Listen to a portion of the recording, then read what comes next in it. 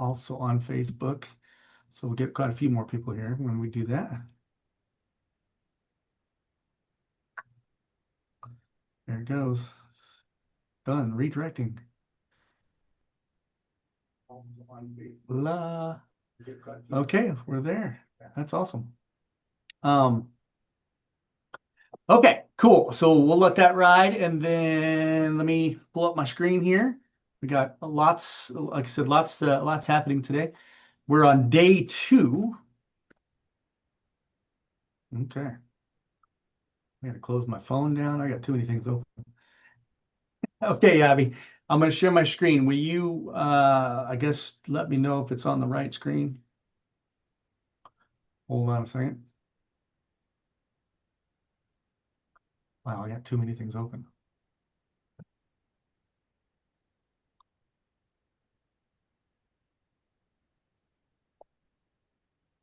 Got me?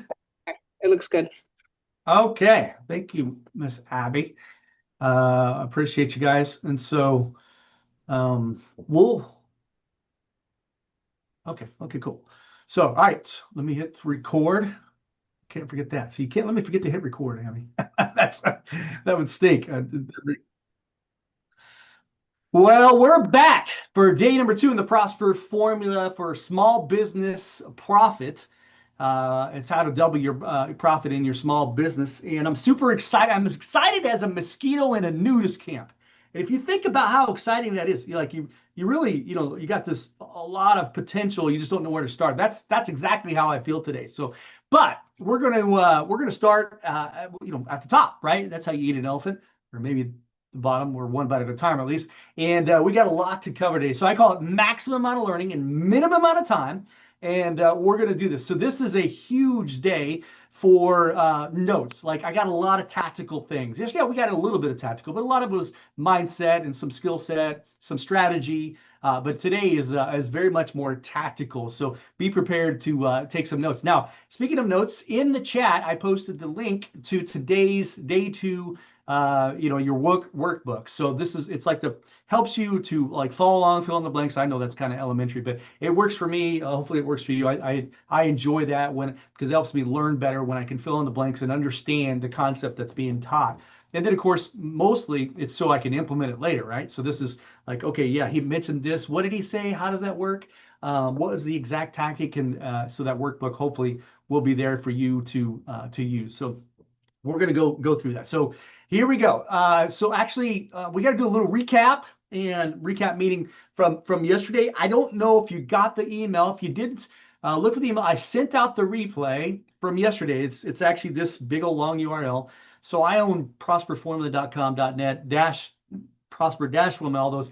My prosperformula.com, I should have used it for this because it's easy to remember, but that's where my book is. Obviously, I sell my book on there. But so anyway, here's the big long URL. Or if you can scan, it's hard to scan it when you're on your desktop, but or just go to that, and then you can get the replay from yesterday. It's up there. I'll leave it up all weekend, and the rest of the weekend all weekend. So I highly recommend you go through and kind of. I know I speak fast, so pause, stop, think about how this can apply to you and your business, and ways that you can implement this. So hopefully you'll definitely do that. So yesterday we learned about leverage. We learned about compounding. And that's that how profound it is on its own, right? Leverage on its own is profound and powerful, but compounding on its own is profound and powerful. But you put both of those together, which is what we're doing in the Prosper Formula. We're leveraging these certain tools as people, money, and time. We're going to leverage those things, and then we're going to compound it by adding the 7, or at least 4 of the 7 of what I call the Prosper Formula. So that's why this is absolutely astounding to me. And I love teaching this in front of accountants and financial advisors, people who love math, because it baffles them. They always want to question the math. In fact, I know I didn't get too much in my book. In the back is all these formulas, and there's like 12 different. In the appendix, there's like 12 different types of businesses. I try to do a little bit of every type of business. I got everything from a photographer that only makes $250,000 a year, which very relevant, right? To people that make a couple million a year, to people 700,000, somewhere in between, and different types of businesses in here. So you can actually relate hopefully to one of those. Now, in this challenge, I can't go over all of them, but I can give you, conceptually like how it would work for these types of businesses. I do the three businesses. I'll do an accounting firm, I'll do a poop emoji plumber, and then I do a restaurant. So maybe that's relevant to you. If it's not, then don't worry about it. At the end, I can send you the Excel spreadsheet, and you can put in your own numbers and see how, if you did these 5% changes, what it would do for you. So leveraging and compounding, leverage and compounding is what we talked about yesterday, and we're going to talk more about that today, and you can see how that's even more relevant. Okay, the 4 circles of success: mindset, skill set, tool set. Get off your asset. And I mean that in the nicest possible way. That's the hardest one. All the time, people get good nuggets, and what happens is we go back to our jobs. And trust me, I do this. I'm speaking from experience.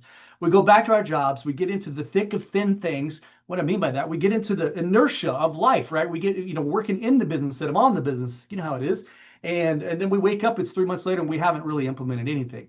So then I gave you my speech, and the speech was, well, some's better than none.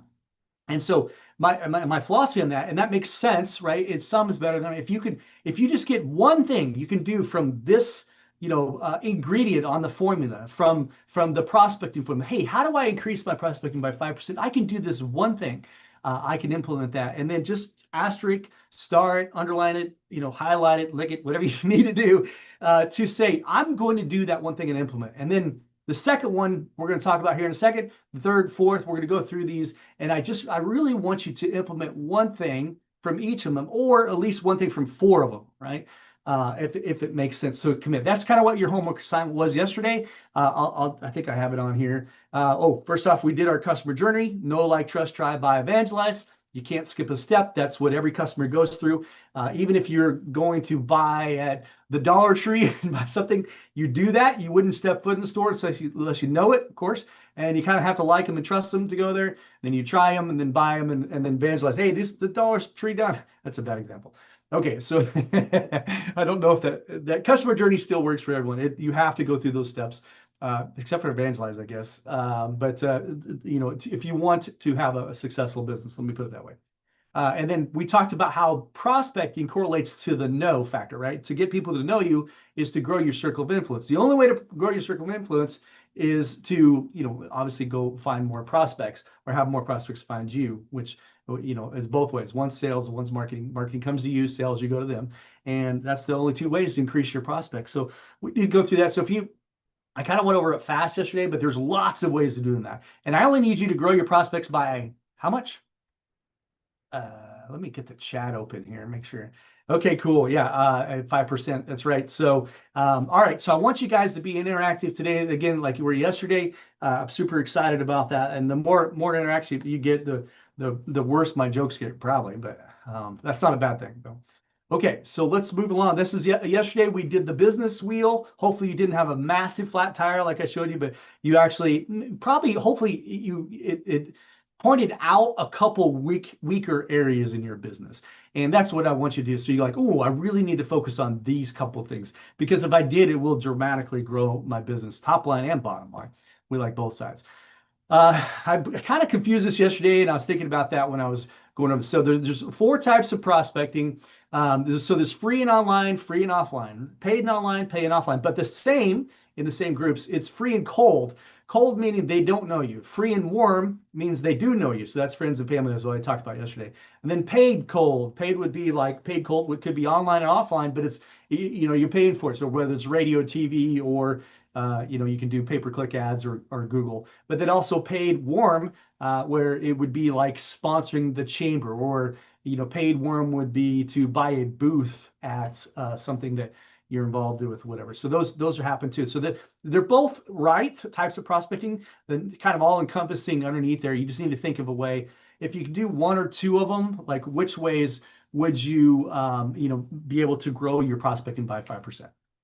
All right, we talked about a marketing budget. This is a big one. I know some of you guys got an aha. I got a text on this. This is an aha moment. And the reason why is, like, everybody's like, oh, you should budget 6 to 7% of your gross sales for marketing. Well, okay, maybe that still could work out with these numbers, but you really need to take into account everything else you're doing, like all forms of marketing. What I mean by that is your rent, your mortgage, your vehicles, your forms of marketing, your advertising, all that stuff is included in that percentage because it does count. So like I mentioned, if you have a place in the mall, it's not necessarily true nowadays, but 10, 20, 30 years ago, if you had a shop in the mall, you didn't do any other advertising because you had so much traffic that you didn't have to do anything else. That's why you paid such high rent. Now, in today's business, if you don't have that and you're working out of your house and you got a van and you're doing your electrician or something like that, you probably need to do more marketing to get people to know you, like you, and trust you, and then try you, of course. So that's why we come up with that number. So you can do the math on that, and it should come out. And I'm actually just hopefully encouraging you to set a budget if you don't have one, and because you should. And then number two is see if you're in line of where it should be. And maybe you can spend more, or maybe you need to rethink your rent. I know in my case, we spent a lot of money on rent. We had to be on front and center, like, our retail store, because it was all about location, location, location. Well, there was a point it doesn't help us anymore because now we're more of a destination business. And so we end up moving and we saved, well, they raised our rent from $6,300 a month to like 11, 12,000. He wanted to go 12,000 a month, I think. And I said, no, thank you, because the numbers don't work, right? I'd kill my budget, right?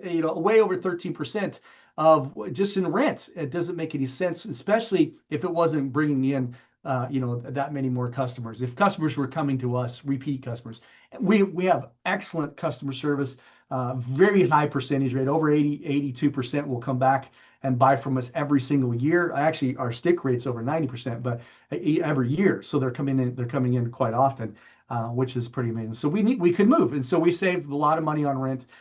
We only moved a couple miles down the road, so that helped. So maybe you can, I'm not asking you to move, but you need to make sure that you're in line. Now, I'm going to give you a caveat on this.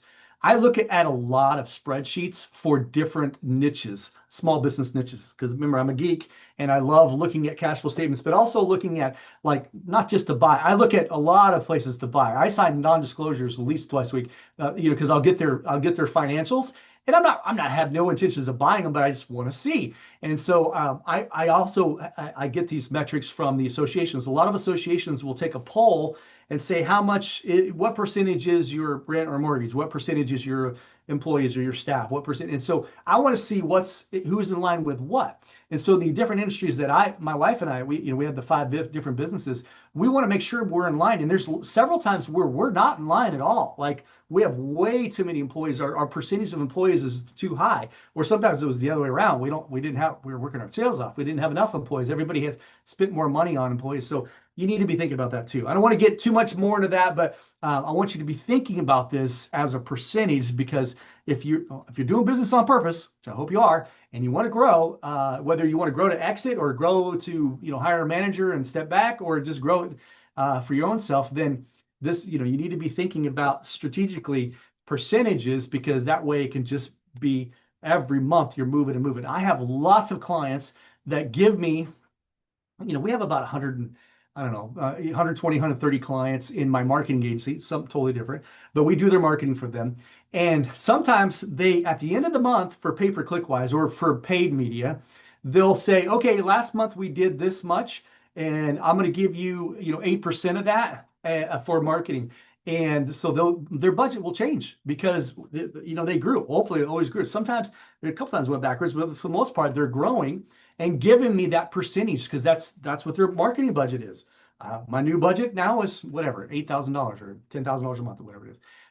You don't have to be that rigid. Maybe look at least once a quarter, but it's definitely something to look at. Okay, so we started with prospecting, but now today we're going to get into ratio of closed sales, which is closing ratio, but I needed the R for the prosper, right? For my acronym. So ratio of closed sales, or rate of closed sales, or closing rate, and we need to increase that. Go ahead, hit me in the chat. How much do we need to increase our closing ratio for the prosper formula? Give it to me. Here it comes. All right, I'm gonna wake you guys wake up. Yes, thank you, Audrey. Audrey's the first one to jump in there. It's easy to hit the 5%, and I want to make it emphatic, because once I give that number, people are like, huh, well, that's not that hard. 5%, like, that's doable, right? That's swallowable. It's something that you can like, you can write down and make it a goal. If I said 20%, like you'd be like, yeah, there's no way I can do 20%, especially when you got bigger numbers, right? It's percentages are harder the bigger the numbers are. 5% is doable. I promise you, and I'm encouraging you. I'm your biggest cheerleader and biggest fan because one, I see it happen all the time. But two, I think once you start seeing it, you'll be amazed at what happens to your business top line and bottom line. You're going to grow it. So let's talk about how to increase our closing ratio by 5%. Okay. I always give a definition. I think you guys know what a closing ratio is. So to calculate your closing ratio, simply divide your closed won deals by the overall number of open opportunities that came your way.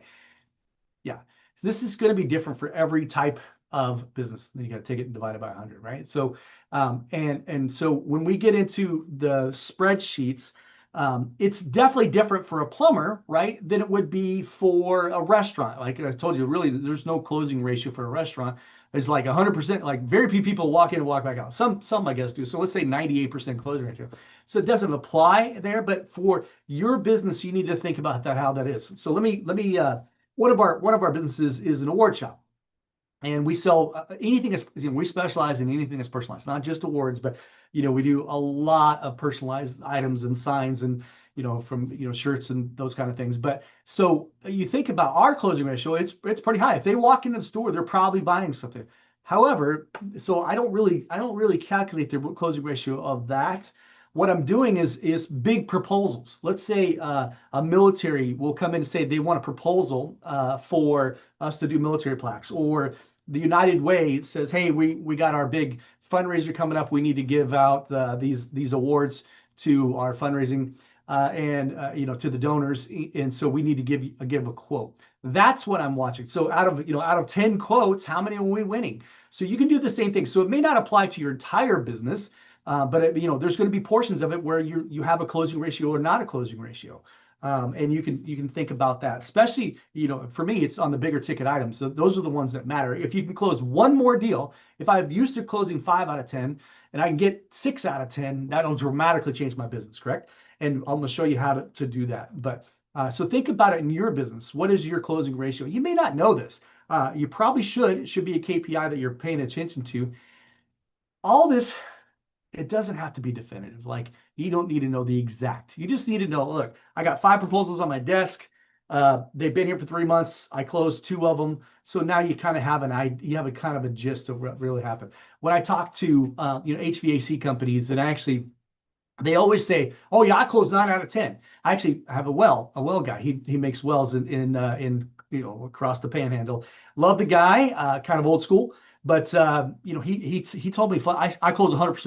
I'm like, no, you don't. He goes, if they're a qualified prospect, I call it. And I'm like, all right, let's talk about, let's ask this a different way.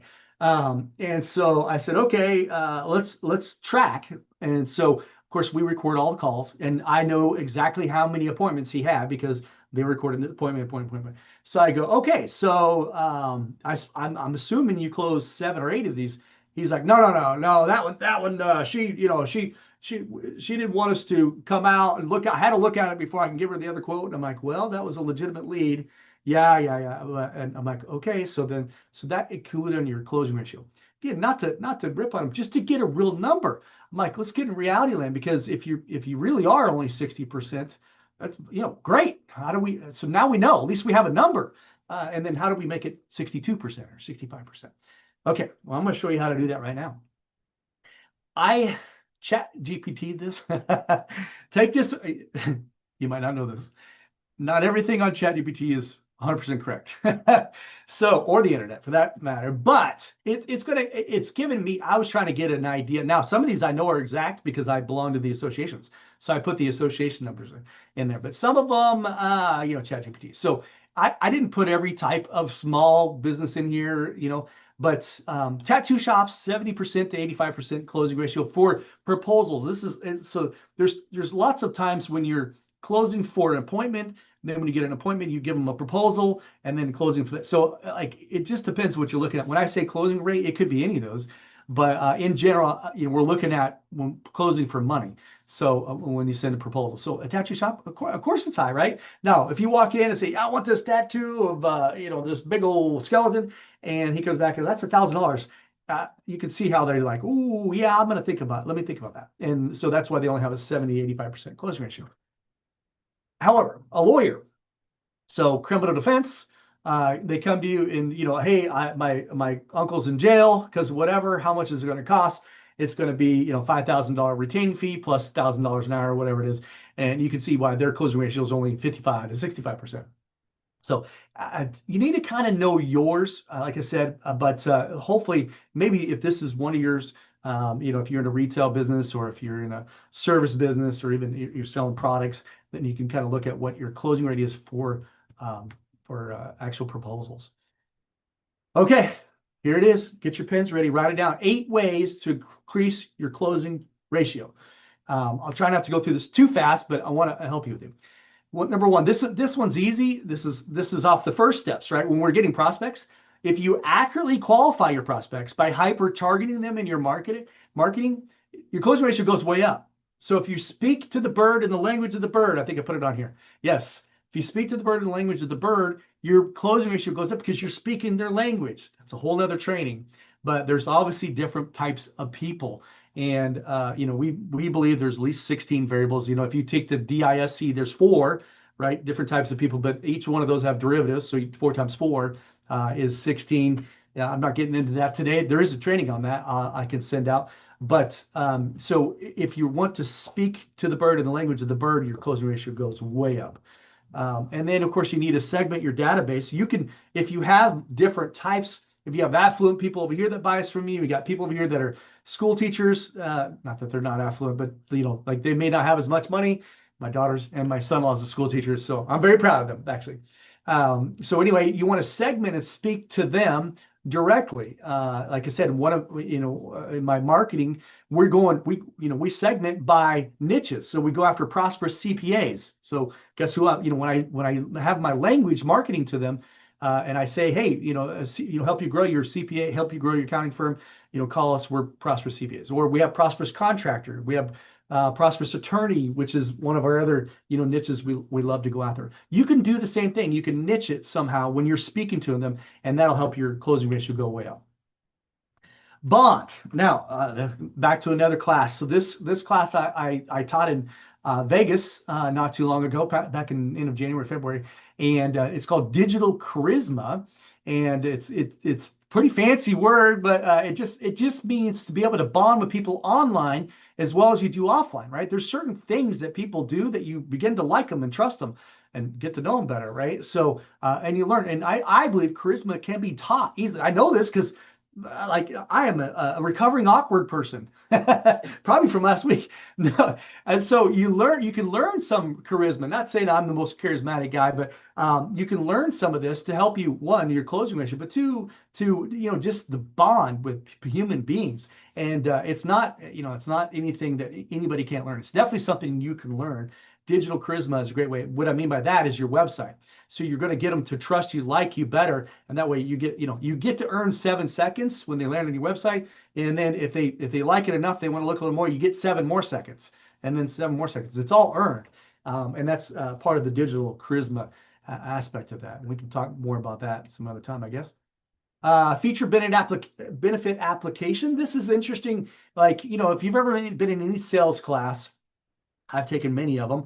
I'm actually with President's Club from 2 different sales courses when I was selling radio, but and they're all good. Don't get me wrong. I mean, nowadays we call it new school selling versus old school selling.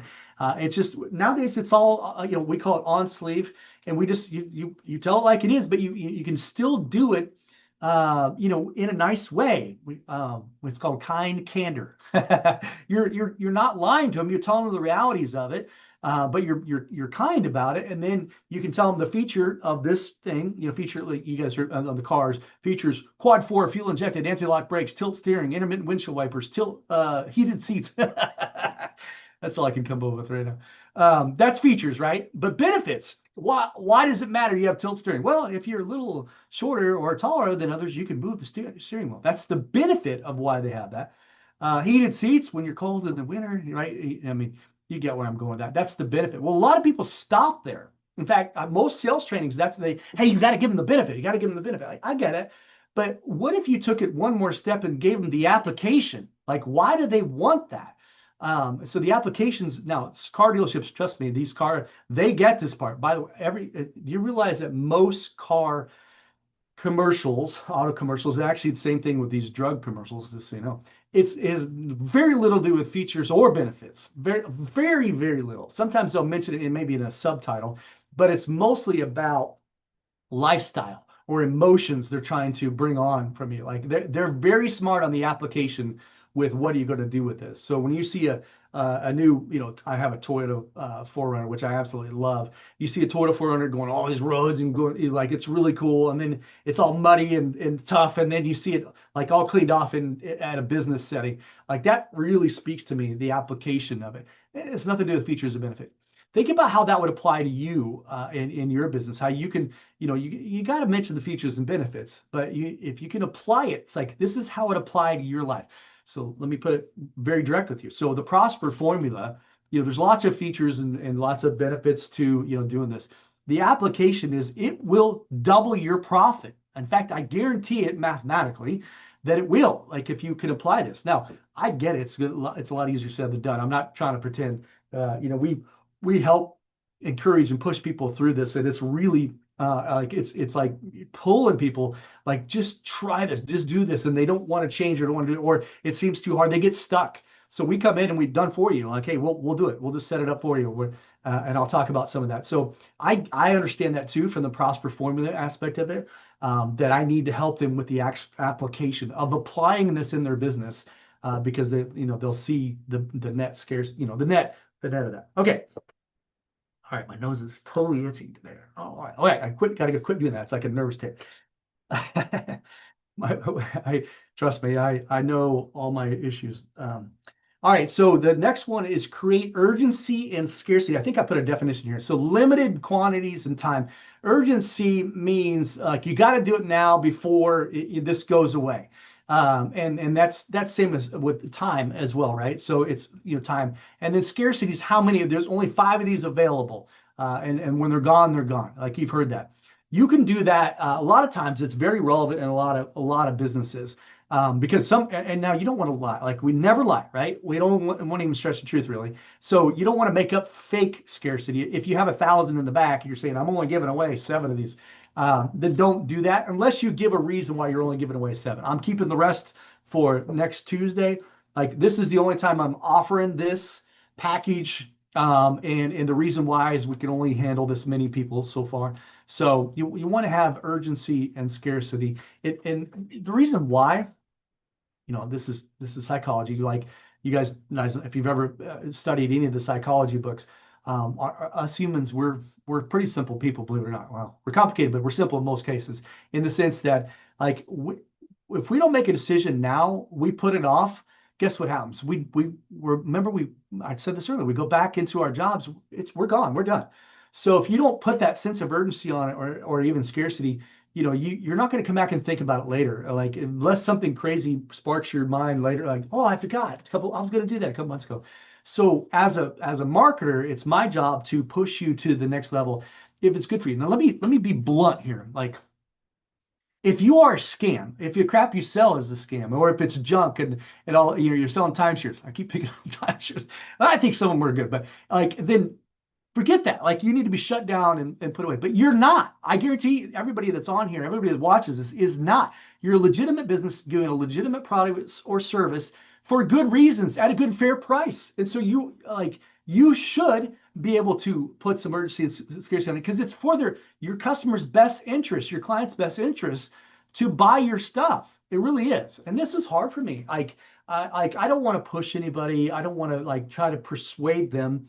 If they really don't want it, like why? It's good for them. I know they'll thank me for it. They'll buy me a steak dinner. By the way, that's one of my favorite things. Well, actually, I'm wearing one today.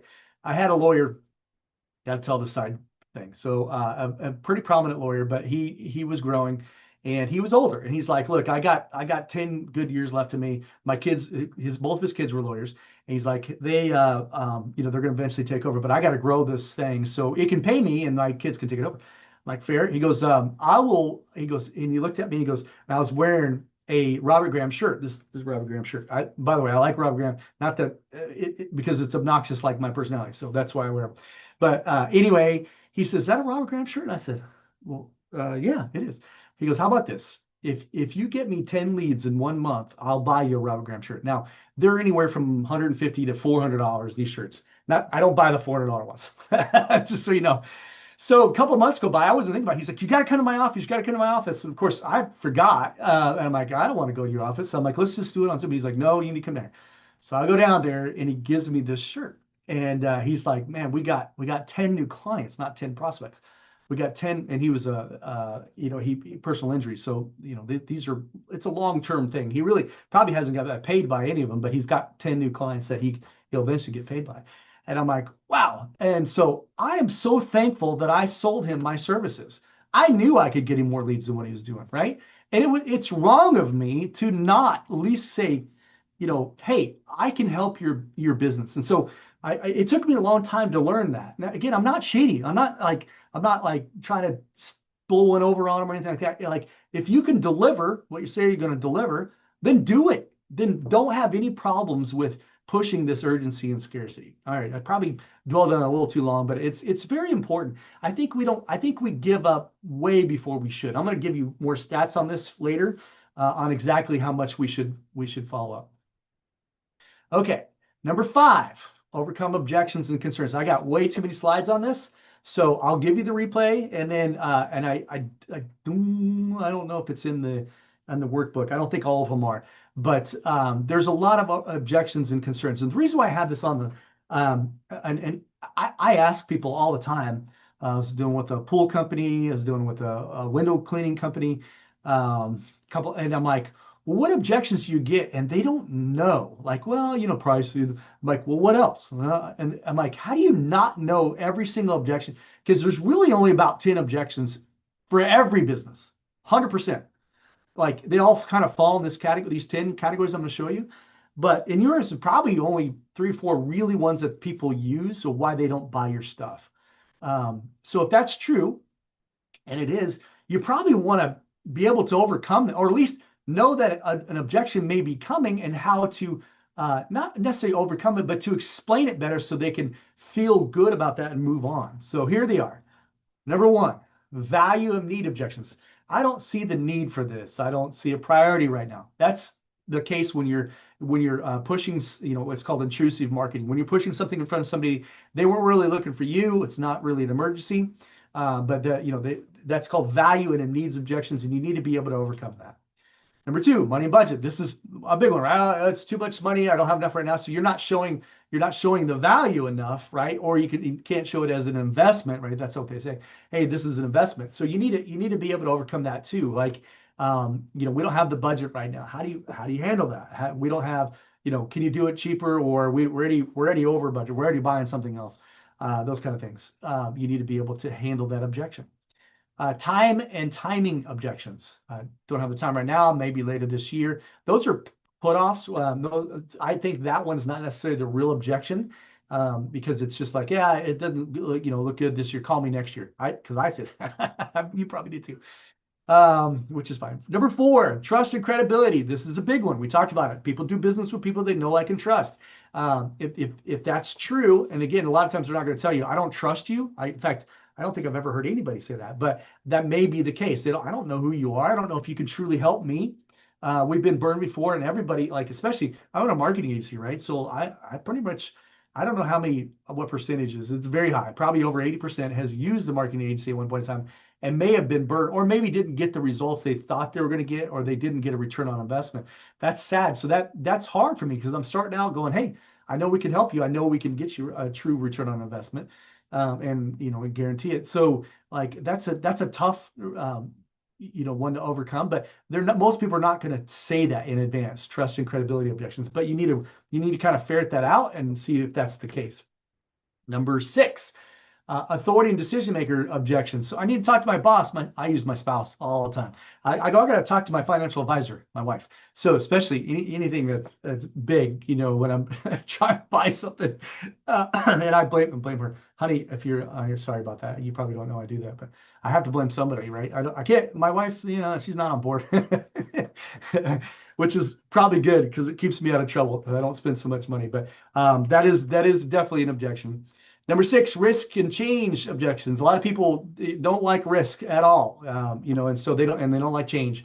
And I get that. People are like, that's a big change. We don't have to, especially software. I don't want to switch software because the pain of disconnect is huge, right? From switching, it's just too disruptive. This is where we've always done it. I don't feel like we do that. When you're trying to get somebody to change from something like that, remember, until the pain of staying the same is worse than the pain of change, people don't change.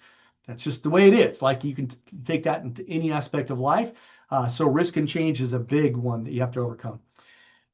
7, information and clarity objections. Like, yeah, this is very, very true. I've had this a couple times. I don't understand exactly how this works because some of the stuff that I sell is complicated. Like, how does this work? How do I get onboarded? How do you do this for me? Or the done with you, done for you. So we have to kind of explain all that. What happens if this happens? So we need to make sure that we're handling that objection of what and be clear on it. You should have that all spelled out. Control and autonomy objections. I feel pressured. I want to think about it. Kind of similar. This one kind of crosses over a little bit, but we're not too pushy. Hopefully just the right amount. But some people, I don't like being sold, which is definitely legitimate. Most people don't like being sold. None of us, I don't think, like being sold, but we all like to buy. There's two different things there. Emotional and belief-based objections. I'm afraid to make the wrong choice. Remember, I told you there's 4 birds or 4 types of people, which could be 16 in derivatives. There's definitely 2 of those 4 that does not make decisions quickly. And that's the dove and the owl of the 4 birds. So we got the parrot, the eagle, the dove, and the owl. We'll talk about that some other time, but so you need to understand that they're going to take their time. And so that is the key to that one is follow-up. So you need to make sure, and then also making sure you're giving them, warranties and guarantees, which we'll talk about. And the last one, here we are, the external circumstances, objections. We're dealing with an economic downturn, or, all like right now, there is a lot of things going on. We got, I'm nervous about the stock market going up, could crash, go down, whatever, or, everything from, inflation to, just the different things that are going on in the market. So you need to be able to handle that as well. So, all right, there's your 10 different objections. That's it. All of them. I don't know of any other one that wouldn't fit underneath those. So you may not have all those, but you need to be able to answer those. And if you do that, it'll help increase your closing ratio. And we only need to do it by how much? 5%. I'm assuming you said 5%. Okay, we're going to keep going here. This is, I already said this one, ask for the sale. This is baffling to me. So when I was a sales manager, I was a general sales manager for Clear Channel Radio. And we would go to a big client like car dealership or just, furniture store or whatever. And we would go give a proposal. And one time we were giving a $1 million proposal. Seems like a lot, but it's not a lot for a car dealership. He's got several car dealerships. We had 7 radio stations, so really divided out. It wasn't that much. But I mean, it was a lot to me. Don't get me wrong. It was a lot for me. But so I, of course, as this manager, I'm going with you and my top sales rep. We go there and she gives them the proposal. We go over and he's like, okay, great. All right, thanks guys. Thanks for coming down. And he stands up and shakes his hand. And so I shake his hand and I sit back down. And she's standing there by the door. She's like, let's go. And I'm like, no. And she's like, what are you doing? And he's looking at me because he's a car dealership. I'm not a dummy. I know he knows what I'm thinking because he knows it.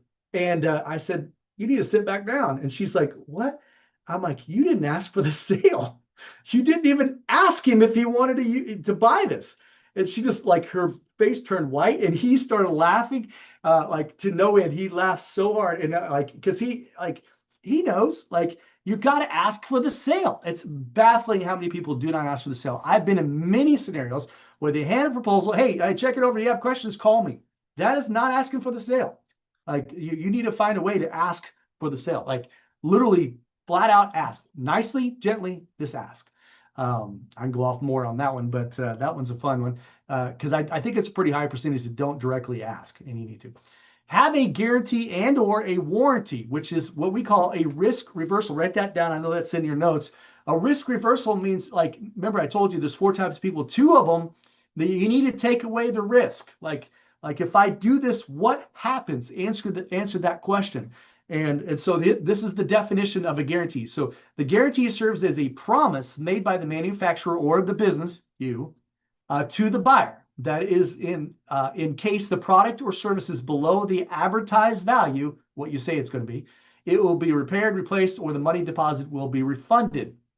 Okay, so I put down my guarantee down there, which is a 10x ROI guarantee. If you don't get 10 times what you pay me to do, this is for my Prosper Formula program, which I will tell you about someday. And probably tomorrow I'll tell you my program if you want to buy it. So I'm not selling you right now. Don't worry about it, and you don't need to buy it. But I do have a 10x guarantee. So if you don't make 10 times what I'm charging you, I'll guarantee it. I will actually work with you one-on-one until you do, which is usually only a few weeks, because we'll get it done. I'm gonna force you to do the Prosper Form. I'm gonna implement it, and it's gonna work for you.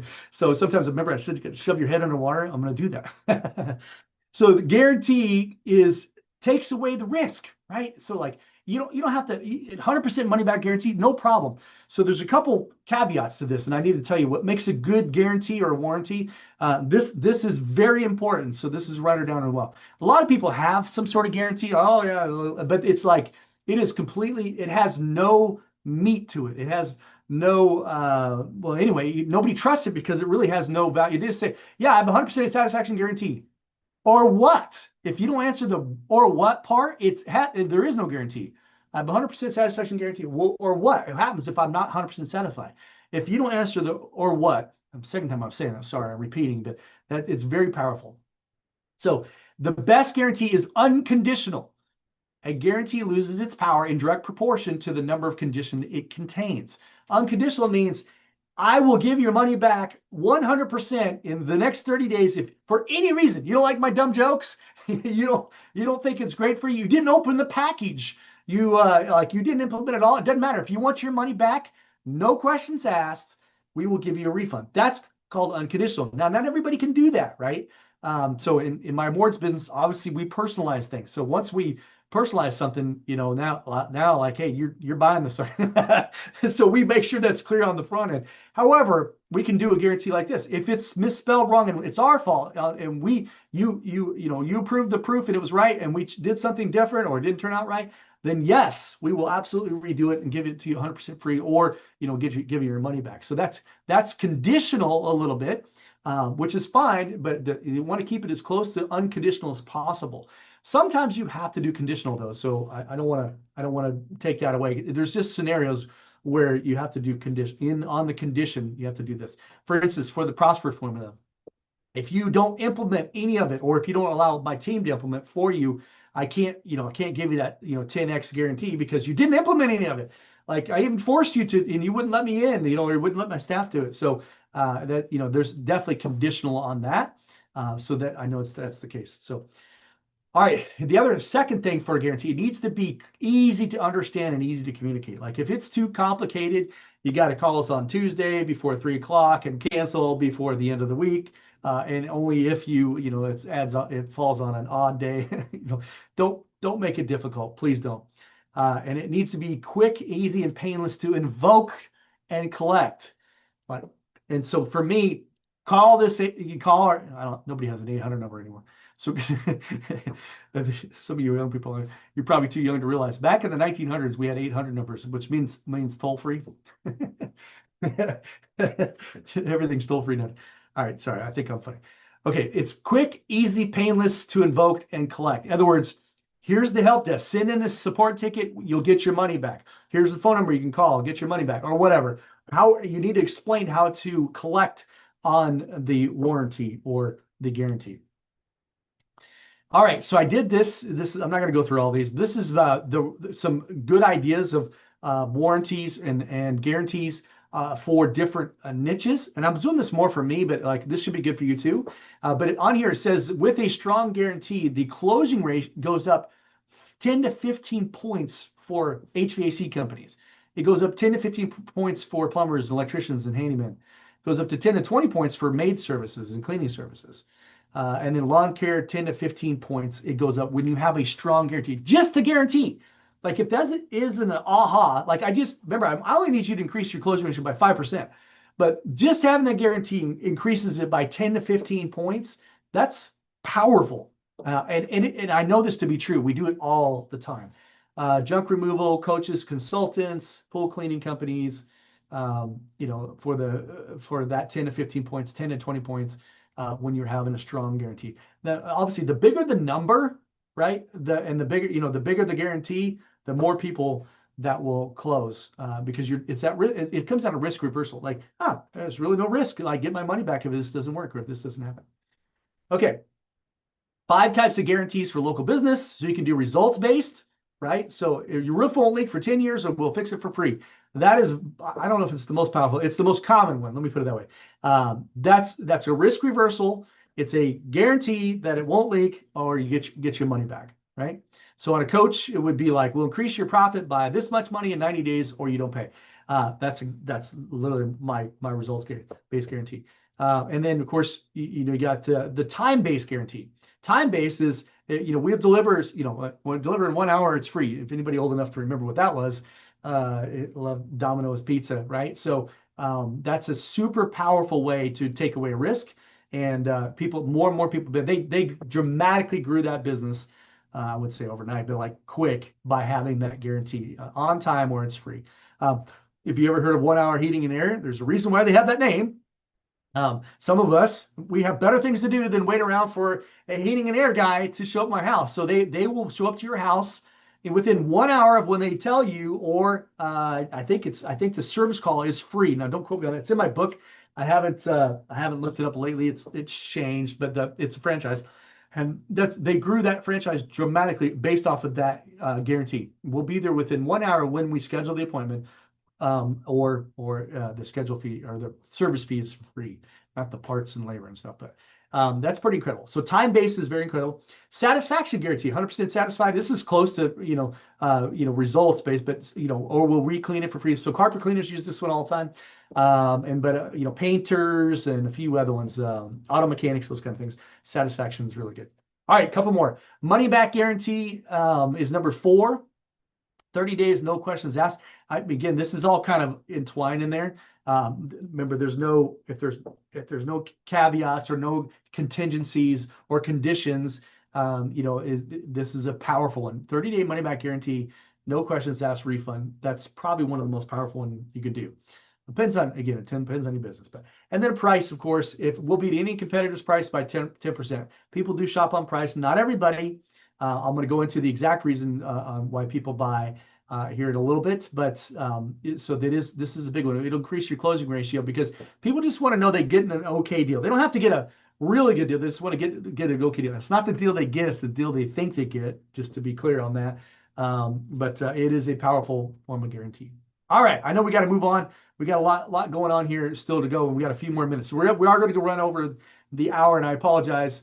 But I promise it's worth your time. I got a couple more really good ones here. Okay, so the warranty. So everybody's like, what's the difference between a guarantee and a warranty? A warranty is a written assurance about a tangible product. It specifies that the product is up to advertised standards in quality and performance and is true and genuine. But if it is not, it will be repaired, replaced, or money will be fully refunded. It's a product. So you have warranties on products. That's why there's a air conditioner warranty, roof warranties, and then guarantees on ones that not so tangible, services, things like that. That's the only real difference. So your business should be definitely have a guarantee and maybe a warranty. You can have both on physical products if you sell physical products.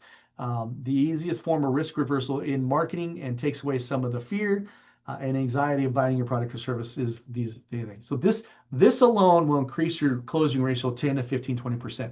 By the way, this is going to be one of your homework assignments. Okay, but this one's bigger than all of them. I've told you 7 other ones of how to increase your closing ratio. Follow-up is by far, and I already kind of gave you a hint of this when I was talking about asking for the sale, because this asking for the sale is kind of a follow-up. Actually, it's not even follow-up. It's the first ask. But after you ask for the sale, let's pretend like you did do that. you need to follow up. So here is the number. 48% of salespeople never make a single follow-up attempt. I'm like, that cannot be right. Now they did it twice. It was 49%, and then they did it 2 years later. It was 40. I'm giving the lower one, 48% 2 years. They've done this survey twice. It's been dangerously close to half, 50% of the salespeople, and I consider any business owner as a salesperson, right? If you're selling at all, doesn't ever follow up. Like, I don't even know what to say about that. Now, if I'm honest, I got to be. There's definitely times I didn't follow up with some clients, and because I got, I had so many leads, so many, I forgot to follow up with that. I sent a proposal. That's dumb. I'm dumb. You're not dumb. I am. I'm just saying that we got to follow up, and there's a lot. There's a lot more to it. 60% of clients or customers don't respond or say no 4 times before they say yes. So it's telling you got to follow up at least 4 times. And then 70% of salespeople stop at 1 email. This is on email. Just forget calling. Just email them. They send 1 email, say, "Hey, would you like to buy that?" And 70% don't send a second email. That's baffling to me. How do you not send a follow-up email? At least an email. I'm telling you, you should probably call them too or go down. But anyway, if you send more emails, you have a 25% chance to hear back more just by sending another email, additional email. Send the email. You can automate that, and you should automate that. 35 to 50% of sales go to the firm that responds. To the first 42% of people would be encouraged to make the purchase if the sales rep called back at an agreed upon time. So if you call and say, "Yeah, you know what, we're still thinking it over," all you need to do is say, "No problem. How about if I call you next Tuesday around 2 o'clock? You going to be around?" Yes, that's called an agreed upon time. Now you have the right, because you've asked for permission, you have the right to follow up a Tuesday at 3 o'clock, whatever time I said, and they're not going to be mad at you for it. And then you can ask for the sale again. You can say, "All right, give you a little time. Do you have time to think it over? Do you have time to put some numbers, pen to pencil, whatever, pen to page, pencil to paper?" And so like if you just did that alone, your closing ratio would increase dramatically. Anybody heard of this? Like some of you guys that are around the Pensacola area, that's the metropolis of Pensacola where that dot is. That's where I live. Hurricane Sally was a Category 2, and we got hit directly. I lost 16 trees in my yard. I live in 2.25 acres, and thankfully nothing hit our house. They crushed our fences, and half the limbs were in the pool and all over the place. So we had some massive problems. A lot of wind, and we had an older roof, and of course, we had an insurance claim. So I had five contractors come out.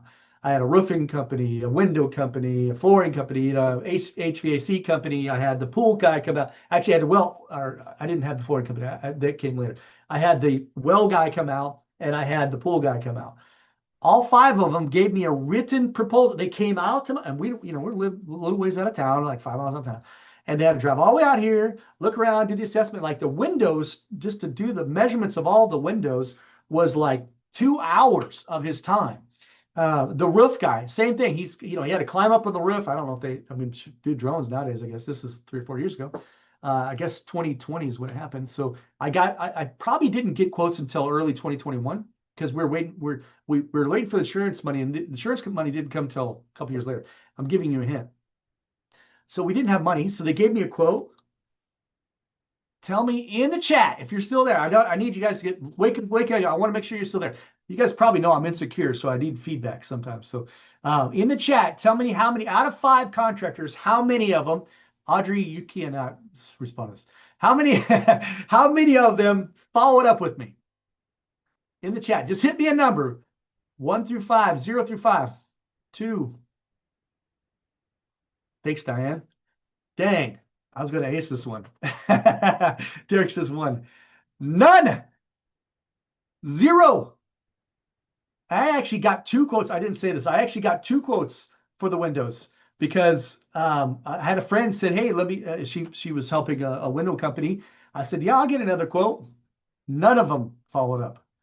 Like I don't mean that mean. I really don't. They didn't have a system in place to follow up with the proposal. Now I told them all, I don't have the insurance money. We'll be getting insurance money, but I'm a hot prospect. They knew I was getting insurance money, right? So in other words, not only am I qualified, I got a pretty nice house here, a pretty big house, And they know I'm going to get the money from insurance. Like they do that. And I was submitting this to insurance. They didn't follow up. Why? Why? Like, guess what? I bought all 5 of those things. Well, I didn't buy the well. Sorry. Um, darn well still not fixed. It was just a, you know, pump for my yard to do sprinklers, but I didn't get that fixed. But I got 4, and I actually bought new flooring too, which is going in right now. So I actually spent all the money. My point is follow up. And here's a good one for you. Here's the ways that big industries or big businesses follow up. They have a system. I can't say this enough. A system to follow up every single time. And the average follow up is 6 to 10 touch points in a 2 to 4 week period. And I know your jaw's probably going, really? They follow up 6 to 10 times in a 2 to 4 week period. The ones that are doing it right. These, by the way, franchises are really, really good at this. I work with a lot of franchises. I work with, Mr. Rooters. I work with a thing called Express Employment Professionals. If you heard of them, they're big national multi-billion-dollar company that we worked with the Maids, which is another franchise. We've worked with a lot of franchises. So 6 to 10 times in 2 to 4 week period. That's something you can schedule, right? And how are they doing? Here's the ways. Emails, that's easy. You can probably do 2 or 3 emails in a 2 to 4 week period. You can probably automate that. Hey, sent your proposal. Just want to see if you had a chance to look it over. Would you like to schedule another meeting to answer any of your questions? Phone calls, I'll be darned. Pick up the phone. It's amazing. Nobody does that anymore. They should. Pick up the phone. By the way, I have it later down there. Text is a big one, especially the younger generation. They want to text. They don't necessarily want to call. Fine, text them. It's not that hard. You can automate that too. Or you can, we have a call tracking company that I own. We can text. We can automate text out there. We can text. It doesn't have to be your own phone. You can text through the system and say, hey, just want to follow up with them. Direct mail. I still believe in that. Hey, we can send you a proposal. And they can send a little postcard saying, just want to follow up, see if you had any questions, if you're ready to start with your new whatever. Voice drops, love voice drops. Some of you guys may have got them. If you put your phone number in, not everybody put their phone number in, but on this challenge, a voice drop goes out. It's I record a voicemail. Hey, this is Eddie with the Prosper Formula Challenge. Excited to have you on it. It will ring. It's called a double ring. It'll ring your cell phone or ring your office phone. Doesn't matter which one it is. It will ring again instantly, and so your phone goes straight to voicemail. Pretty clever, huh? Right? Technology. A voice drop, and then all of a sudden you just look up and you're like, hey, I got a voicemail. And you didn't hear it ring. And guess why? Because it's automated. So anyway, you can do a voice drop, and those are fantastic because they'll get the message and like, oh yeah, I need to talk to my wife about that, or whatever. And then retargeting ads, which I absolutely love. Those are the ads that follow you around, right? So you can retarget them and say, hey, don't forget, that offer, because if you have scarcity and urgency, that offer is good until Friday, right? Or that quote's good until then. You can retarget them with ads, so if they go to Facebook or if they go to the local newspaper, or even if they go to national news, it doesn't matter. Those retargeting ads will pop up. Pretty clever. You can do that. All right, I'm done. So let me tell you the numbers, and then we'll wrap this up and talk about your homework assignment.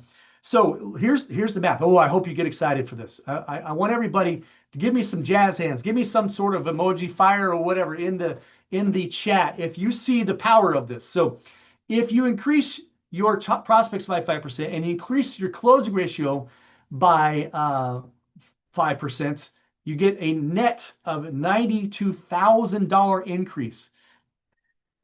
Jazz hands. That's only 2 of them, right? And let's talk about the average order. Yeah. Thanks, Derek. I appreciate you. Got me some jazz hands. The poop emoji. If you increase your this is your of course your closing ratio as well as your prospects and your closing ratio by 5%, you get a net increase of $46,000. Yes, isn't that powerful? Now, I didn't do it on the restaurant because remember, there's really no closing ratio on there. Because pretty much close everybody else. You still have 36,000 there. All right, I told you we're going over a little bit, but here now let's do this order average real quick. And I promise I won't get too many stories, but I love my stories because hopefully they hit home and you can understand it better. You increase your average order by 5%. I won't waste your time. I know you know this already. That's doable. What's the easiest way? Well, let me get a calculator. Yeah, sure. All right. So nobody's going to want to do this. Anybody remember high school math? You could do 3 ways to get your average or average order: mean, mode, median. I remembered that. Now I had to look it up. I literally had to Google it because I'm like, I know there's 3 ways. I don't remember what they were. So let me tell you this: you're probably not going to do the mean unless like this, you're really, unless you have extremes. So in my awards business, we used to sell flagpoles, and some of them were $15,000, $18,000. That screws up your average because and we'll talk about how to increase your average, by the way, by that. But when you have an extreme, it really messes up your average. So you can take the extremes out. That doesn't even make sense. The mode is the most frequency occurring order, which, like, if you only have 2 or 3 items, and there, you can do the mode, which most businesses won't do that. There's too much wiggle room. But the median is a good way to do it. That's the median of the road. Like in America, we call it the median, which is the center of the road. Well, here, let me read it. In the US, it is literally the middle of the road, and median is the middle of the highway. This is especially useful for businesses that have extremes like I was telling you about. So you just want to do the median average order. So you want to calculate that. So, and it's easy to do. So in my case, again, I'm just going to take all my clients I have and divide it by how much money I collected. Not that hard. And then I find my average order. And I do it monthly, but you can do it quarterly or yearly, but you can do it monthly and say, all right, am I increasing my average order? Number one, the number one way to increase your average orders, raise your prices. People get so like looking at me like crazy. If you raise your price by 5%, like, I don't know, I can't guarantee this. And I don't have stats on this. So did you know 67% of all statistics is made up on the spot? I'm just kidding. I know it's a very large percentage. That you probably would keep 99% of your customers if you raise your price 5%, maybe 100%. I would argue most businesses wouldn't lose a single customer. Now, I don't have any scientific proof on that, but for 5%. Now, 20%, you'll lose a lot. 15, 10%, you'll definitely lose some. 5% is, especially with tariffs, especially with things going weird right now, you could raise your prices 5% and some people would notice, nobody would probably bat an eye about it. Okay?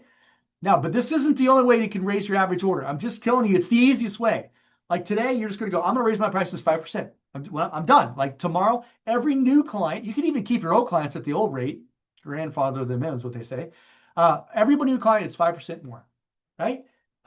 So I know this is hard to swallow sometimes, but just raise them 5%. You're going to thank me later. You could probably, and I'm going to be profound here. Some of you guys could probably double your prices and still not be right.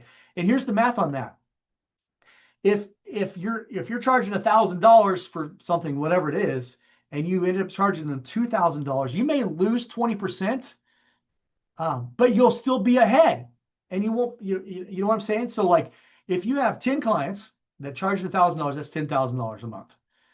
But you said, no, I'm going to double it. I'm going to actually double it. I'm going to charge $2,000 a month, but I only have 7 clients. Now I got $14,000 a month. I have less headache too, because I don't have to deal with as many clients. So they're probably better clients anyway. That's hard to understand. It's hard for me to grasp because you try to go the other direction, it's worse. If you lower your prices, that price lowering goes straight to the bottom line. The moment you discount, it takes away from your net profit. From your bottom line, it goes away. The moment you raise your prices, it goes straight to the bottom line. You'll see this in the math, right? You raise your prices 5%, and that money goes. When I show you the math, you're going to go yes. Now, sometimes you need to justify why you're raising your prices. Anybody know what this little blue box is? Anybody have any idea? Go ahead in the chat here. Anybody want to put? Anybody ever got one of these blue boxes? I want to know if you got a blue box. Yes, Tiffany's. Audrey, have you got a Tiffany's box before? Or I bet you have. I bet you have. Of course, I don't. My wife, unfortunately, she has never received a Tiffany's box or anything that goes in that box.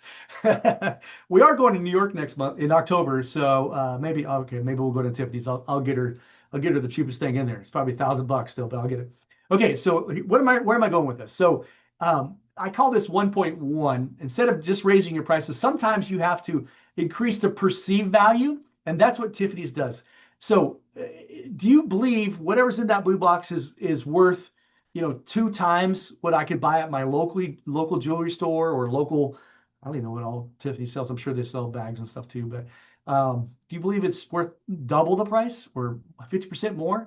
Like probably not. Some of it's just perceived value from presentation. I can actually prove this. And some of them come off the same assembly, right? Or some are made in the same place. Over here, they're selling it for this much. Over here, the exact same thing, they're selling for double because of presentation. So think about that. How if you want to raise your prices and you're scared to do it, make sure you can present it differently, and then you'll have the chance to raise your price. Has anybody been in the Bass Pro Shop in Memphis? So we went in there. This is a couple years ago, probably quite a few years ago now. For my son playing baseball out there in a big tournament, and this one, there was a couple of them in there. This one here, a little cheaper one, but it was up top and it was underneath this light, and the light was shining down on this duck call, or this is a goose call, Gus, duck, duck, goose, and it was $200, and the light was like, Lord! And I'm like, why do they have this single? They had one of this one, another one of Phil from the Duck Commander, and they had this lights just shining down, and I'm like, that's crazy.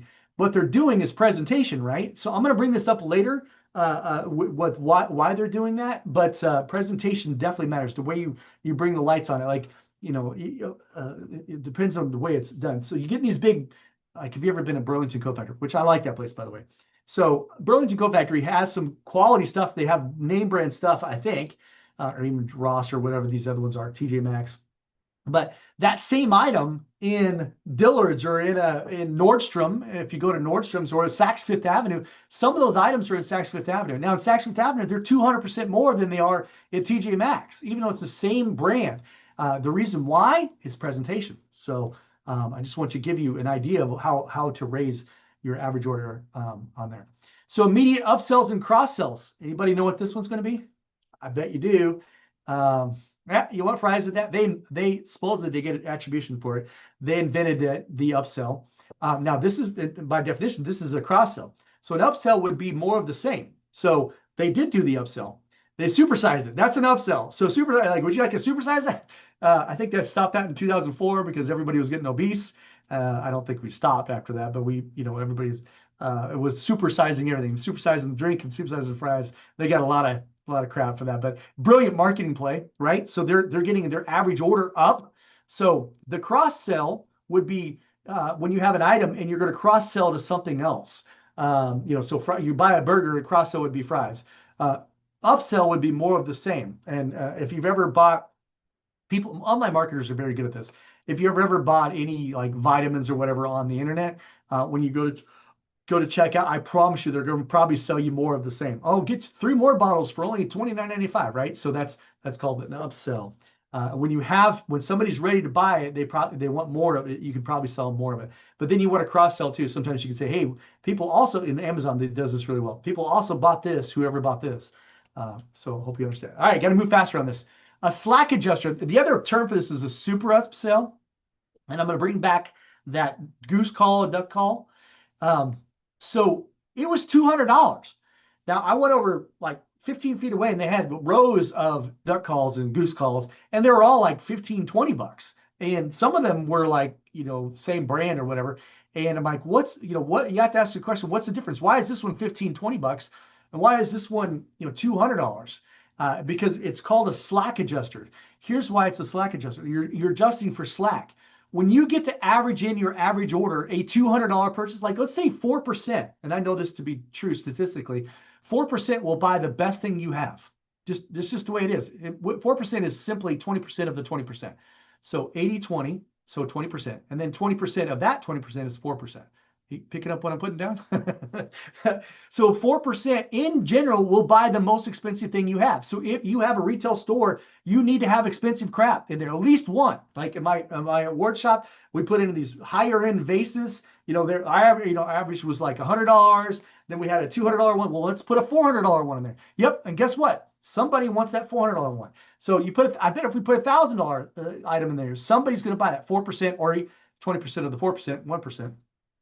Will buy the highest thing you have.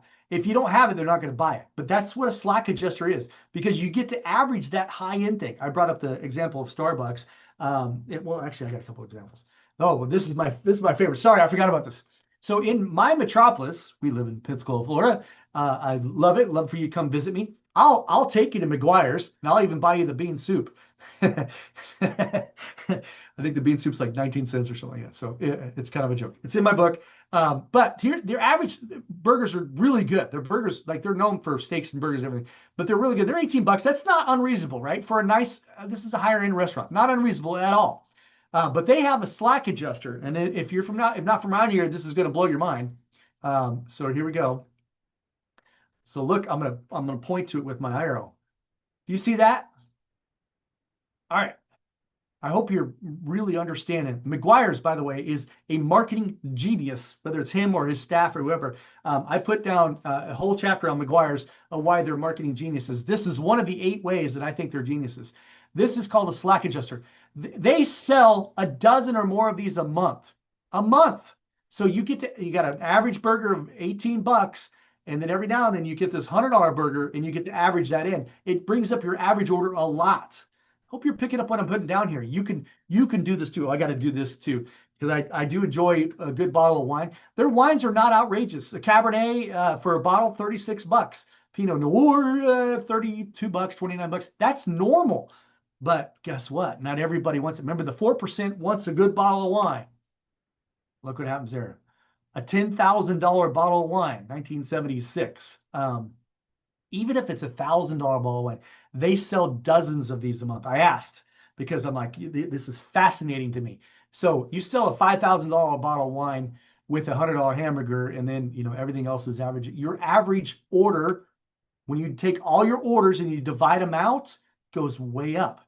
This is called a slack adjuster. I hope this is an aha moment for you. Every business, every single business should have a premier or platinum level something. Because somebody, 4% or at least 1%, will buy that platinum. Okay. Hope you can do that. All right. Last one is bundles and package deals.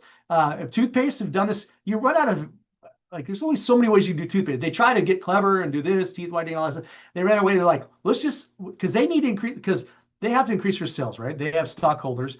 Like, how are we going to increase the sales? Let's just sell them 2 at a time. Pretty smart, right? Because now, yes, they're probably, they're going to average a little cheaper per tube. So you have to watch it when you're talking about your average, when you're talking about the average order on that. However, people like what happens, and this is the study on this, and I have a whole thing on this too that I've studied, is people are not loyal to Colgate necessarily. They may go to Aquafresh or something else the next time. Because when they go to the store, it's kind of like it's a 50-50 chance they're going to pick Colgate again. Now, some people are loyal. But so they would rather risk it and give you a little better deal for you to buy 2 so they can get that money in now than for you to go back to the store. Let's say it's every 3 months you got to go get toothpaste. So now it's 6 months before you have to get toothpaste again, but you bought that same brand twice. That's what they learned. It's a pretty good study. So package and bundles deals are very important. Here's another one, the pool service company, very smart. I actually love this. I love pool companies, pool cleaning companies. I love pool manufacturers. It's one of my favorite niches. I want to own one someday. I don't own one yet, but my wife knows I've been looking at them for years, and she's telling me I don't need another business. But so anyway, you could say pool cleaning is 110, 120 bucks. Oh, if you want us to put chlorine and stuff in it, also it's 150 to 60 bucks. Nice package deal. And if you want us to come out additionally 2 more times, and you want us to make seasonal adjustments on your pump, and you want to filter cleaning every 6 months, we'll include that. It's only $185 to $200. Brilliant. And of course, they say the best plan, they sell majority of them, 80% of the time they're selling that best plan. Pretty smart. It's a bundle. It's a package. You get all these things in the package. All right. Here's the numbers, and then we'll wrap this up. Hope you guys are getting some amazing things you can write down. Look at this. Look at this. I need some more of the jazz hands. So 5% increase in prospects, 5% increase on your closed sales, your closing ratio. And here we go. This third one, 5% on your average order, and your net profit on this calculator emoji accounting firm goes up to $147,000 more increased than what you had. You started with $100,000. Now you have a $247,000 net increase. Jazz hands. That's unbelievable, right? That's profound. And we've only done 3 of the 7 formula. It's 3 of the 7 ingredients in the formula. Let's look at the poop emoji. Poop emoji increased their total prospects, closing ratio, increased their average order from $500 to $525. This is very easy to do on plumbers, by the way. We do this all the time. In fact, one of my favorite plumbers, he's been my client for 14 years, I think. His average order is $1,100. When he started, it was under $500. Now, I do not take any credit for all that. He's an amazing businessman. We have these conversations. I do help him with that. I do all of his marketing for him, of course. But as far as average order, that's him. And he's very good at it. Very, very good at it. So jazz hands. Yeah. Thank you, Derek. Give me some jazz hands. Audrey, that is super powerful, right? Now he's not doubled it yet, but we've only done 3. We're gonna get him at double. We'll double his profit. We haven't got him there. And then I already mentioned the restaurant because the closing ratio, there is none. Prospects, we're going to increase for them. We're going to increase a couple of these other ones. The frequency, we're going to increase some other things. So, but anyway, they still have a net increase of $73,000. Not quite double yet, but still very, very powerful for a restaurant. All right, sales frequency. I know I'm going long. It's my bad, but we got to get this in. Otherwise, we'll never make it in 4 days. So the businesses that sell, by the way, if you ever consider selling your business, this is something you need to think about, something I think about all the time. Whether you're selling it now or 5 years from now, 10 years from now, you need to be thinking about this.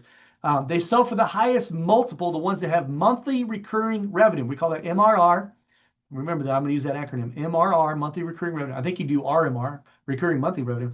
I'm not an English major. I think it's the first one, but maybe you can say it both ways. But so the ones with long-term contracts, if they have MRR, that's a very powerful way to get a strong multiple, 8 to 10 times your multiple of your net profit, because you're having monthly recurring revenue and you have long-term contracts. Just a little, that's a bonus for you. You didn't have to pay for that one. Here's how you do it. Number 1, monthly, yearly memberships. I kind of have these together. So you can sell yearly memberships or monthly memberships, which is very, very, like it's told about that pool cleaning company. And so you need to be doing that. I remember the first time I talked to one of my friends, he's selling a bug spray guy, pest control. Sorry. Well, it's pest control. And it was not like I had to call him like every 3 months. Say, hey, I'm seeing cockroaches. I live in Florida. Like, seeing cockroaches get like 4 months in. And he's like, oh, yeah, I need to come out again. I'm like, I don't want to have to call you again. What, can't you just come out? Like, you need to just come out. And finally, like, he oh, okay. So you probably should put everybody on at least a quarterly plan or a monthly plan.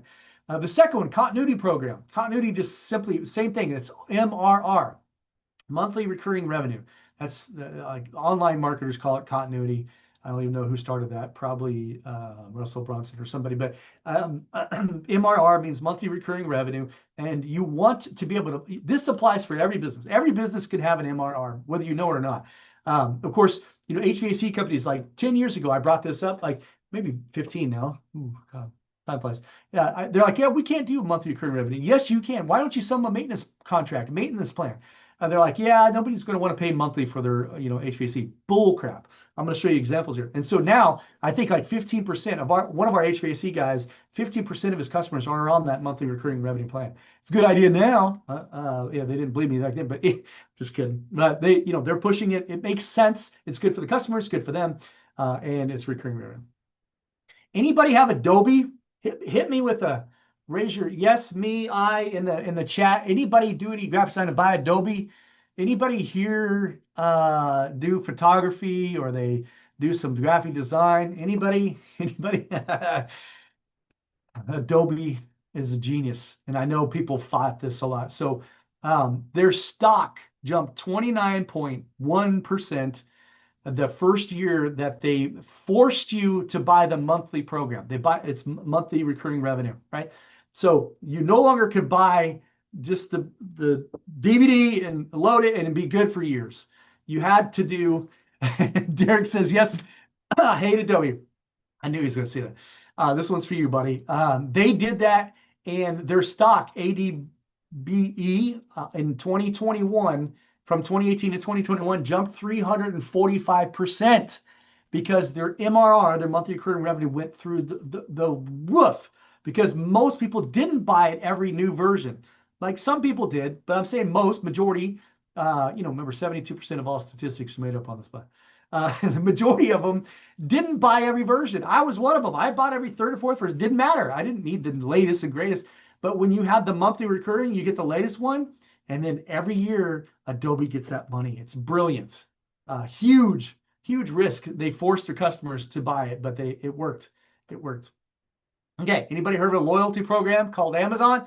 Right, Amazon Prime? Yeah, it's called a VIP program or loyalty program. The biggest in the world, billion dollars. I don't have to get into that too much. Okay, I'm going to go through this fast because these are other sales frequencies. Sales frequencies to get them buy more often.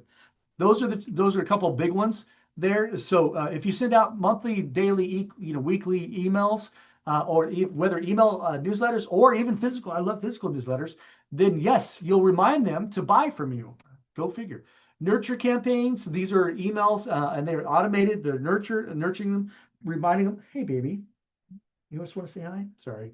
Got my baby girl here. This is my mutt. I have 2 German Shepherds. We think she's got some sort of German Shepherd in it. I think part Chihuahua or something else. But she's as sweet as can be. So she's my rescue. She saved me. My other German Shepherd is more intense. She'll be here. She'll just push her way in. Okay, warranty programs. We already talked about that, but a warranty program gives you a chance to go back out there. So if you sell somebody a brand new air conditioner, I keep using that as an example. I need to use some other stuff.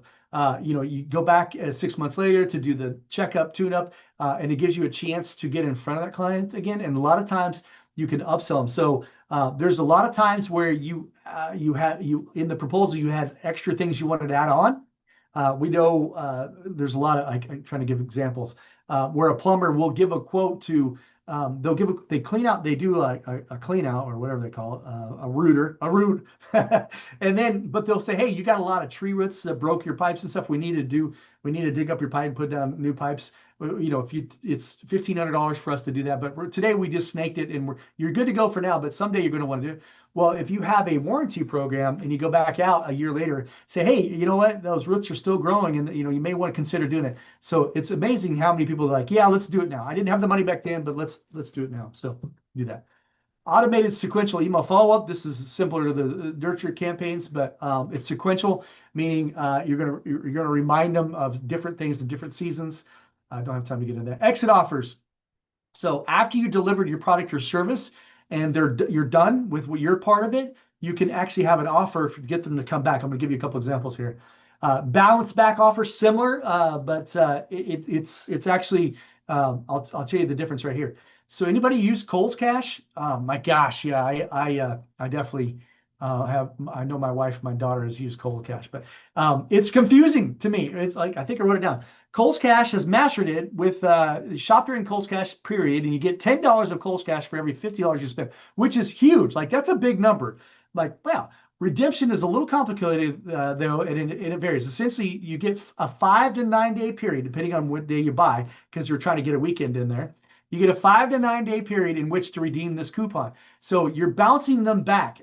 Most people would not go back to Kohl's in 5 to 9 days. It's just, I got what I need. I'm not going back. Well, Kohl's is not stupid. They're like, hey, I'm going to give you $10 of Kohl's Cash, but you got to use it in 5 to 9 days. Brilliant way to bring them back. It's brilliant. And you could probably use this. Think about this. Coffee shops can do this. Hair salons can do this. Like, I'll show you some more examples, but it's huge. Retargeting, birthday coupon. Retargeting ads, we already talked about. Those are the ads that follow you, bring them back, and remind them to buy more often. Birthday coupon. Let me show you. Let me go back to that. Birthday coupon. Oh, I did. It's in your notes, but I didn't put it on here. Today, this morning, I got an email from Sports Clips. Don't judge me. I know I'm a dork. I don't like barbers. I don't like guys touching my hair. But Sports Clips, they give you a massage, put a hot towel on it. I know. Just don't look at me differently. I like it. All right.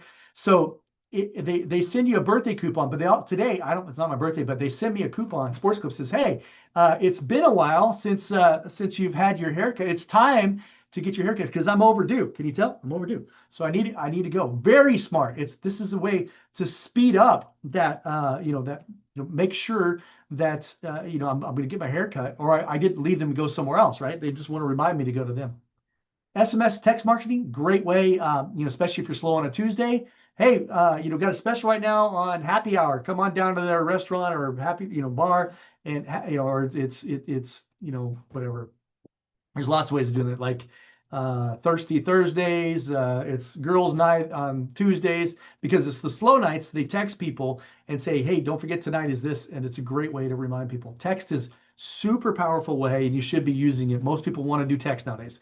Cart abandonment follow up. Don't have time to get into that, but you can follow up with the people who abandoned in the cart.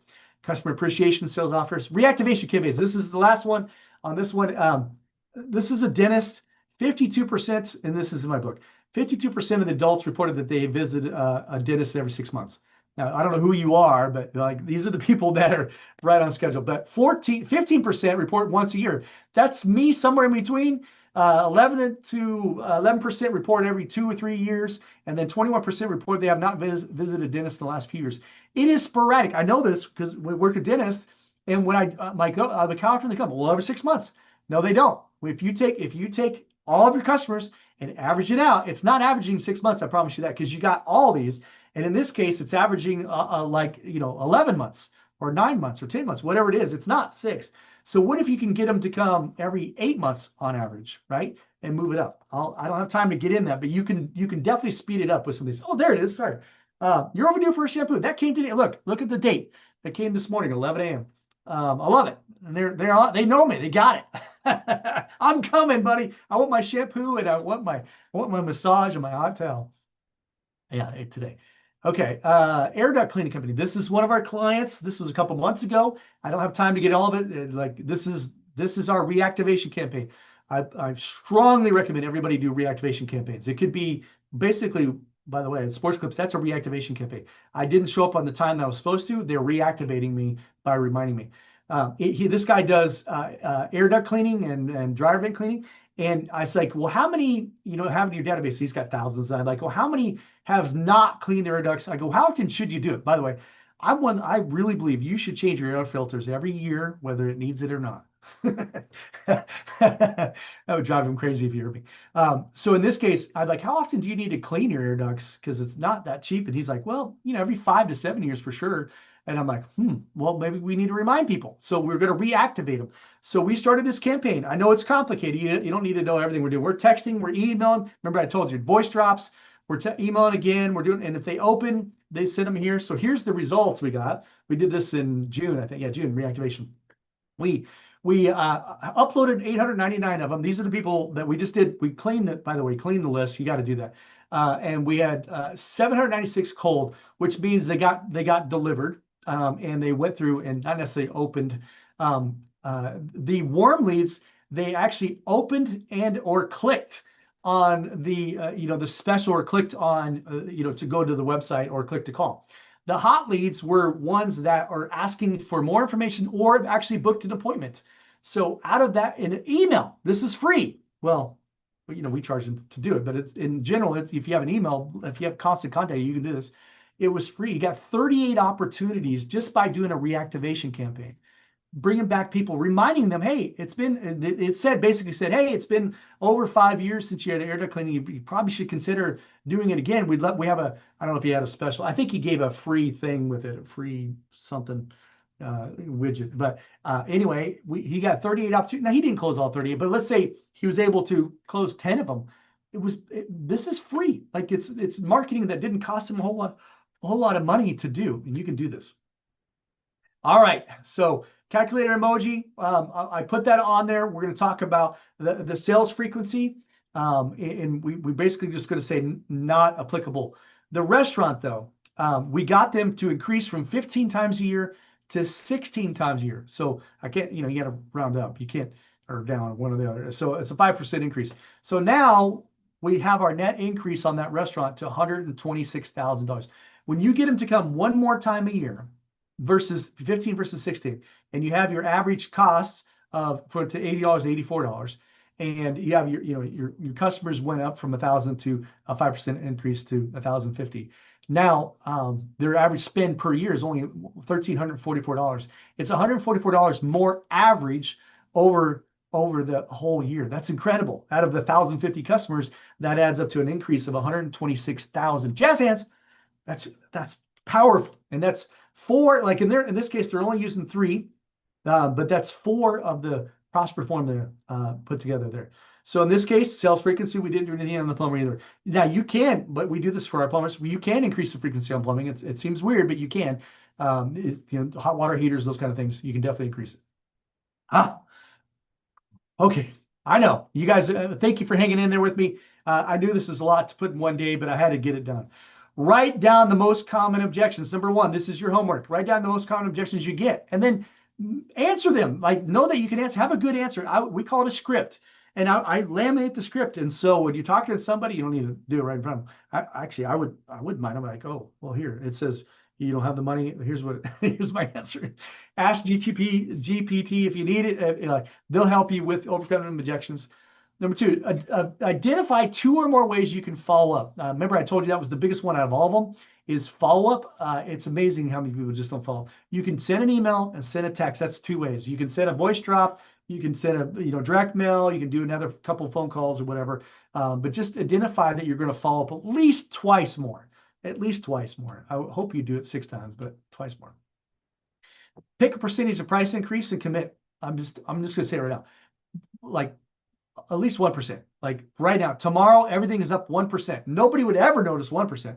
I'm saying 5%, but let's do 1%. And then you can work on the other upsells as well, but commit to it and then say, tomorrow we're changing our prices right now. We're going to go into our database. We're literally just going to raise our prices 5%. Like if you're a pool cleaning company, 5%. If you're going to, like every new customer, old ones are grandfathered in, which is fine.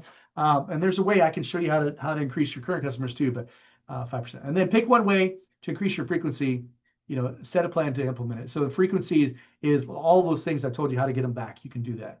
There's your homework assignment. You still have a chance to do the upgrade. I know a few of you took advantage of it. Thank you for that. The ones that are, hopefully watching on the replay, I'm going to keep this open. The reason why you want it, if you buy this book right now on Amazon, it's $24. So this is only $27, and you get all the other stuff, and I'll autograph it. I know you don't care about my autograph, but you also get the audio book. You also get the workbook. I'm going to print it off for you. I don't think I have one right here. You're going to get a 1-year subscription to my magazine, my beautiful magazine. This thing is so gorgeous and well written, and it's got all these. This one's got SEO metrics to track, social media, why your game is falling short, increase your conversions with these online tools. I give you some tools and 11 marketing ideas. To help you through the end of the year. So everyone has 4 articles in it, and it's really good. So I'm going to give you the subscription to the Prosper Partner, and then I'm going to give you 2 trainings. One is for the social media recipe, which is an acronym, and one is for the Google Business Profile Optimization. If you want that for $27, I promise you, it's well worth the time. There you go. Just go to prosperformula.com, OTO. That's the number there. That's the scan card there, or QR code scan code. All right. I want to thank you from the bottom of my heart and for bearing with me extra long. And yes, this as soon as I get it downloaded, I'll upload it to the replay page.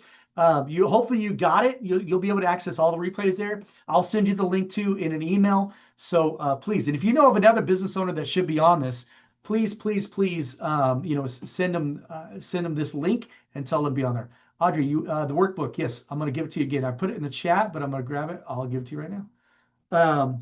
Sorry, I should have mentioned that again earlier. But yeah, the workbook is kind of a fill in the blanks. I would print them. I like the physical copy. Not everybody does, but you can print it off and then fill out the workbook.